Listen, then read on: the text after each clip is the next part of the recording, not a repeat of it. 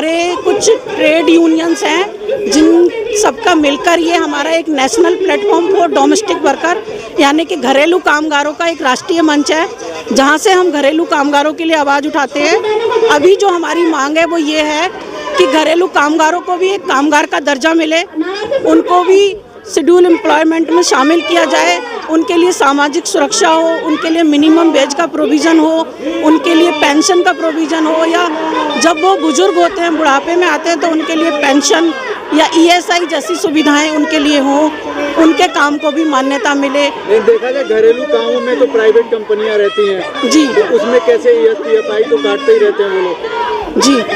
तो हम लोग चाहते हैं कि जो प्राइवेट कंपनियां होती हैं उनका भी एक रजिस्ट्रेशन सरकार रखे, कि जो प्राइवेट प्लेसमेंट एजेंसी हैं उनका रजिस्ट्रेशन पहले सरकार के पास हो, तभी वो किसी को प्लेसमेंट कर सके। क्योंकि ऐसे क्या होता है कि लोग किसी भी राज्य से, आपको पता है गरीब लोग ही हैं जो डोमेस्टिक वर्कर का काम करते हैं। जैसे आप एग्जांपल देखो, उड़ीसा झारखंड से छोटी छोटी लड़कियों को वो ये बोल के ले आते हैं कि हम आपकी बेटी को काम पे रखवाएंगे, और उसके बाद ला कर के वो किसी के घर में उनको रखवा देते हैं, उनसे अच्छा पैसा वो लेते हैं। लेकिन वो जो लड़की है उसको कुछ नहीं मिल पाता है और उसके घर भी कुछ नहीं पहुंच पाता है, वो लड़की बंधुआ मजदूर बन के रह जाती है। उससे 24/7 काम लिया जाता है और उसके लिए कोई सुविधा वहाँ पे नहीं होती है। इस विषय में सरकार के साथ हमारी बहुत बात हो चुकी है।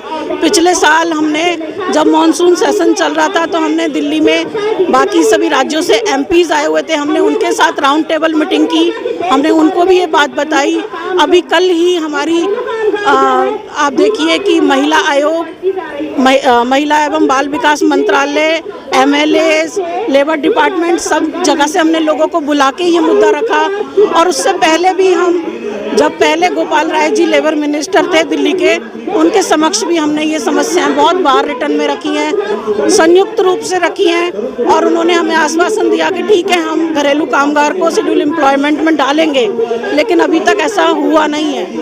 तो क्या आज आप लोग किसको ज्ञापन सौंपेंगे? आज हम लोगों का है कि हम लेबर मिनिस्टर को और साथ में प्रधानमंत्री जी को ज्ञापन सौंपेंगे। कहाँ किस राज्य से लोग आए हुए हैं? इसमें अभी जो लोग हैं वो दिल्ली से हैं, और 31 को फिर नेशन वाइड ये पूरा राष्ट्रीय तौर पे फिर से हमारा MP, जितने भी MP अभी बजट सेशन में आए हुए हैं, सबके साथ हमारा फिर एक राउंड टेबल मीटिंग है, और हम उसमें फिर सभी MPs के सामने ये बात रखेंगे ताकि सभी MPs अपने अपने राज्यों में जाके इसको विधानसभा में अपनी इस बात को उठा सकें, इस मुद्दे को ले सकें और घरेलू कामगारों का कानून बन सके। अलग सा कानून हो जिसमें उनको एक वर्कर की तरह माना जाए और उनके लिए एक कानून बनाया जाए ताकि वो भी सुरक्षित हो सके। क्योंकि आप देखिए, इस काम में सबसे ज़्यादा महिलाएं हैं, पुरुष नहीं है। किसी के घर में जाके बर्तन धोना या झाड़ू पोछा लगाना या कपड़े धोना पुरुष नहीं करते हैं, उस काम को महिलाएं ही करती हैं, और उन महिलाओं की आवाज़ सरकार तक पहुँचे, यही हमारा प्रयास है।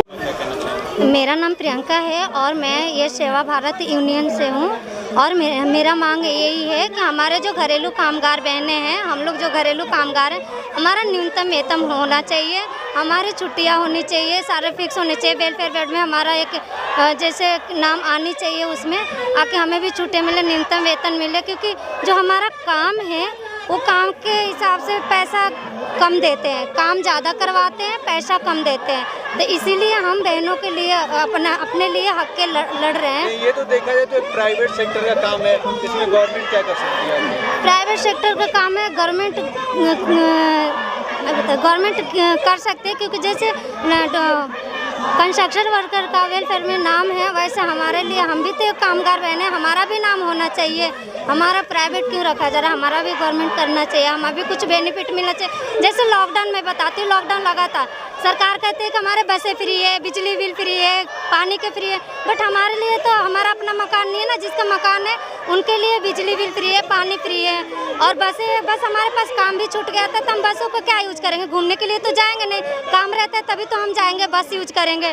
तो बस हमारे लिए कुछ भी फ्री नहीं है कि मकान में रहता हूँ, बिजली बिल भी देना पड़ता है। रूम रेंट फ्री होना चाहिए। रूम रेंट नहीं, बिजली फ्री होना चाहिए जो रहते हैं किराए। हाँ। ऐसे देखा जाए अगर दिल्ली के अलावा पूरे भारत में लोग मांग करेंगे फ्री होने के लिए। तो नहीं फ्री नहीं, जैसे बोला गया था ना इतने यूनिट फ्री होनी चाहिए, पूरा फ्री नहीं होनी चाहिए, इतने यूनिट फ्री होने चाहिए तो वो फ्री हमें भी मिलना चाहिए। हमसे तो जितना यूनिट होता है उतना पे करना पड़ता है। लेकिन बिजली तो एक ही लोगों के नाम पे रहता है, हाँ। तो पूरे मकान में चलता है। हाँ जी। तो उनका पूरा मिला के 200 यूनिट बिजली फ्री होती है। हाँ। तो उसमें आप भी लोग आते हो? नहीं, हमारा नहीं, तो हमारा नहीं होता है। वो उनका जो हमसे मीटर हमारा अलग लगा रहता है उसका हमें लिया जाता है, उसका यूनिट पे जैसे 1 यूनिट का जैसे पे होता है देना।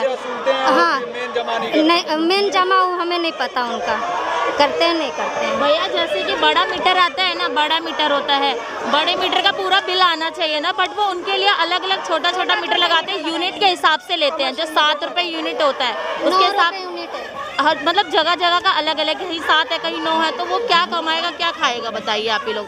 ना उनको किसी चीज़ की सामाजिक सुरक्षा है ना किसी चीज़ का। बारे में आपने दिल्ली सरकार को आपकी बात सुनेगी? अब हमने डिमांड लेटर तो तैयार करे, देखो अभी सुनती है कि नहीं सुनती। हम तो यही चाहते हैं कि आगे जाके वो सुने बिल्कुल। अगर वो बात हमारी नहीं सुनेंगी तो हम और प्रोटेस्ट निकालेंगे और चीज़ें करेंगे, हड़ताल करेंगे, भूख हड़ताल करेंगे, अनशन पे बैठ जाएंगे हम, क्योंकि हमको भी तो अपने परिवार में अपने बच्चों को अच्छा बनाना। हम तो चाहते हैं दूसरों के घरों में उनका झाड़ू पोछा बर्तन करते, कपड़े धोते, खाना बनाते, ताकि वो लोग अच्छा काम करते, अच्छे जॉब करते और अपने बच्चों की अच्छी परवरिश करते। और हम अपने बच्चे घर पे कैसे भी छोड़ के चले जाते हैं। कहीं आंगनवाड़ी बनी है, मोबाइल क्रैश बने, पर वहाँ पर भी हमारे बच्चों की कोई अच्छी सुविधा नहीं होती है। खराब हो, जब से लॉकडाउन लगा बहुत स्थिति हमारी लोगों की खराब हो चुकी है। हमारी जो महिलाएं हैं सरकार कुछ सुन नहीं रही है, कुछ कर नहीं रही है। रेंट बढ़ा दिया, दिल्ली सरकार ने बोला कि जब लॉकडाउन लगा था कि रेंट किराएदारों का थोड़ा रेंट वगैरह माफ, बट वो हकीकत में नहीं हुआ, वो बस वो बोला गया है। खाली करा दिया गया है पब्लिक से, जैसे हमारे पास किराया नहीं है तो कमरा खाली करा दिया, सामान बाहर रख दिया कि तुम पैसा पे नहीं करो, अब कमरा खाली कर दो। दिल्ली सरकार ने बाद में बोल दिया था कि जो भी हमने बोला था वो नहीं हुआ था, नहीं हुआ, वो बिल्कुल नहीं हुआ है। नहीं, पहले वो बोले ही क्यों? जब उन्होंने पहले ही बोलना था तो उन्होंने पहले क्यों बोला कि जो रेंट पर आते हैं उनके लिए माफी हो जाएगी? ये बोला था कि अगर मकान मालिक चाहेगा तो माफ करेगा। तो मकान मालिक को पहले क्यों बोला? मकान उन्होंने पहले घोषित किया है कि किसी ने नहीं दिखाई ना, इंसानियत बिल्कुल नहीं दिखाई है। सबके मकान फेंक दिए, मकान में से सामान निकाल के फेंक दिया, बेरोजगार हो गए, कुछ लोग गांव चले गए, कितनी सारी चीजें हुई हैं, बट वो हकीकत में नहीं हुआ है। नहीं हुआ। हाँ, मकान मालिक क्या करा, किराएदारों को किराया लॉकडाउन में देने नहीं पाया, उनको मारा भी, उनको मारपीट भी करा, सामान निकाल के फेंक दिया। मारपीट क्या मकान मालिक ने किया? घरेलू कामगार घर का घरेलू कामगार को किस एरिया से आती है? न्यू अशोक नगर में। हाँ, न्यू अशोक नगर में। और जिसके साथ वो डोमेस्टिक वर्कर थे। हाँ, डोमेस्टिक वर्कर न्यू अशोक क्या नगर। वहाँ के मौजूदा सांसद गौतम गंभीर साहब ने बात किया कुछ? नहीं, पार्टी से क्या बात करेंगे हम लोग? तो हमारे साथ जो हुआ है ना, तो हम कहाँ जाके बात करेंगे? वो तो सरकारी करेगी बात। जब बात करने के लिए जाते ना, वहाँ पर जो कर्मचारी है, जो कोई भी रहता है, तो बोलते हैं कि सर अभी नहीं है, आप बाद में आइएगा, कल आइएगा, ऐसे करके हमें घुमाते हैं। हमारी बात वहाँ पर कोई नहीं सुनता। हम निगम पार्षद के पास गए थे, एमएलए के पास गए थे कि कोई तो हमारी बात सुने, लेकिन कोई नहीं। लेकिन वहाँ के सांसद से आपने बात किया कुछ? नहीं, क्योंकि देखिए हम जाते तो हैं, लेकिन बंदा नहीं मिलेगा तो हम बात कैसे करेंगे? वहाँ का जो भी कर्मचारी, जो भी लोग रहते, भैया या जो भी दीदी, डोमेस्टिक वर्कर जो होता है ना, गरीब लोगों को, वो लोगों को पेंशन नहीं देता है, पेंशन नहीं देता है। कोई भी लोग, चाहे पुलिस वाला, चाहे कोई काम के लिए हम लोग कागज के न बनाने जाएगा, प्रूफ बनाने का, कोई भी लोग हम लोगों को पेंशन नहीं देता है। जैसे अभी दिल्ली सरकार ने, केजरीवाल ने बोला था कि ई राशन मिलेगा सबको आधार कार्ड से, जिनके पास आधार कार्ड होने के बाद उन लोगों को राशन नहीं मिला, क्योंकि उन लोगों को कूपन भरने नहीं आया, फॉर्म भरने नहीं आया। लेकिन अगर सरकार ने घोषित किया, राशन उतना दिया, तो भाई बहनों तक क्यों नहीं पहुंचा? हमारा तो यही है। लेकिन आपने 2 बात कही है अभी, हाँ। कि फॉर्म हमने नहीं भर पाया। नहीं, जो फॉर्म कैसे देगा? और वो जब उन्होंने स्कूल में दे रखे हैं फॉर्म भरने का आदमी, उनके पास जब गए फोन लेके, आधार लेके, तो वो क्यों नहीं भरे? उनकी जिम्मेदारी है कि भरे। और उनका आपने किया? हमने करे हैं। वो बोलते तो वो तो स्कूल वाले को ही पता है। अब बताइए, जब सरकार घोषित कर दिया तो स्कूल वाले को कैसे पता? सरकार घोषित कर रहा तभी तो स्कूल से राशन मिल रहा है, ऐसे तो नहीं मिल रहा है। तो स्कूल वाले का जिम्मेदारी था कि सरकार की बात माने, और जिनको फॉर्म भरने नहीं आता उनको फॉर्म भरे और राशन दे। और बहुत लोगों को बस फॉर्म भरने के बाद भी राशन नहीं मिला है राशन। तो हम चाहते हैं कि सरकार कुछ भी बोलने से पहले 100 बार सोचे और फिर बोले।